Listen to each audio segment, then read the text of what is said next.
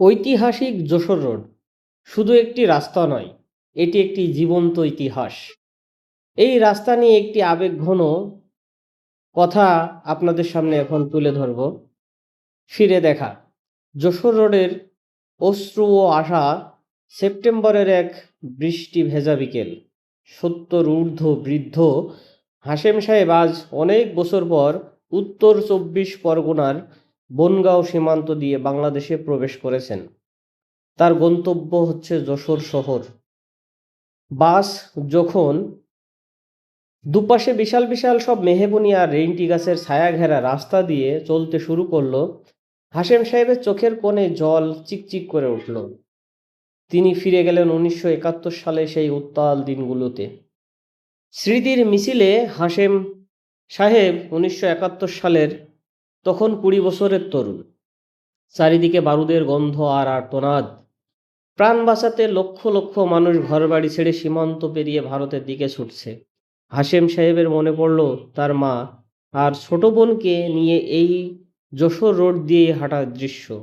রাস্তার দুপাশে দাঁড়িয়ে থাকা এই বিশাল গাছগুলো সেদিনও ছিল, তবে সেদিন এই গাছগুলোর নিচে ছায়ার বদলে ছিল হাজার হাজার মানুষের দীর্ঘশ্বাস।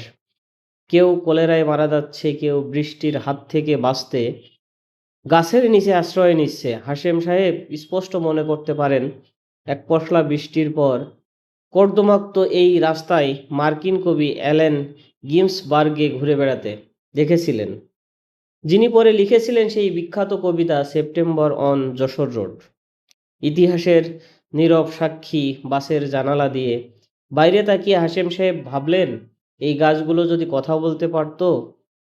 তারা দেখেছে যে 190 বছরের ইতিহাস। তারা দেখেছে ব্রিটিশ আমলে ঘোড়ার গাড়ি, দেখেছে দেশভাগের যন্ত্রণা, আর দেখেছে বাংলাদেশের জন্মলগ্ন।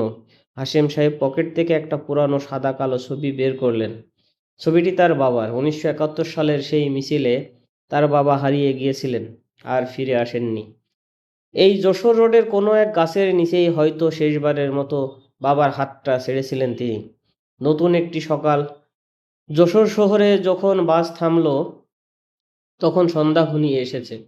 হাশেম সাহেব বাস থেকে নেমে রাস্তার ধারের একটি প্রাচীন গাছের গুড়িতে হাত রাখলেন। তার মনে হলো তিনি যেন তার হারানো বাবাকে স্পর্শ করছেন।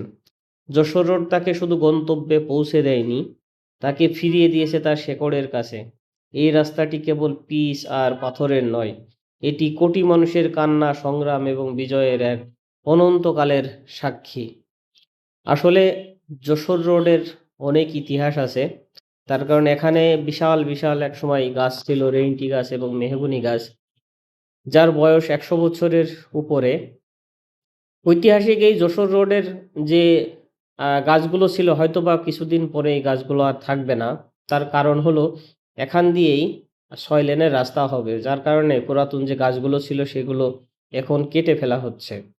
আর এই রাস্তা যখন প্রশস্ত করা হবে তখন আর এই গাছগুলো দেখা যাবে না। আবার হয়তো নতুন করে রোপণ করা হবে, হয়তো বা রোপণ করা হবে না। রোপণ করলেও আবার এইরকম গাছের বয়স হতে হতে আরো 100 বছর 150 বছর পার হয়ে যাবে।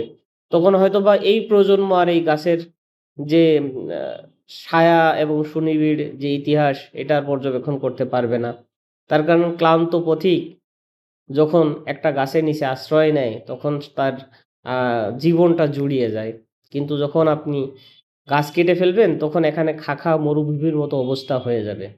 তখন রৌদ্রের তাপ বৃদ্ধি পাবে, হয়তোবা রাস্তা হবে, সৌন্দর্য বাড়বে, কিন্তু যেই পুরনো গাছগুলো সেগুলো আর ফিরে আসবে না। তাই যখন ইতিহাসকে মুছে ফেলে দিয়ে উন্নয়নমূলক কাজ করা হয়, পৃথিবীর অন্যান্য দেশে আছে যে ইতিহাসকে রক্ষা করে তারপর উন্নয়নমূলক কাজ করা হয়, একমাত্র আমাদের দেশেই বিকল্প আর কি। মানে ইতিহাসকে কিভাবে মুছে ফেলা যায়, কিভাবে বিকৃত করা যায়, কিভাবে ইতিহাস বিকৃত করে মানুষের সামনে উপস্থাপন করা যায়, সঠিক ইতিহাসটাকে উপস্থাপন করতে চায় না মানুষের সামনে। এটাই হলো আমাদের দেশের বর্তমান বাস্তবতা। ধরো মারো খাও, এটাই হলো বর্তমান বাস্তবতা। এই বাস্তবতা থেকে আমরা যতদিন না বের হয়ে আসতে পারবো ততদিন আমরা উন্নত বিশ্বের কথা চিন্তাও করতে পারবো না। যাই হোক, আজ এ পর্যন্ত। সবাই ভালো থাকবেন, সুস্থ থাকবেন। ধন্যবাদ।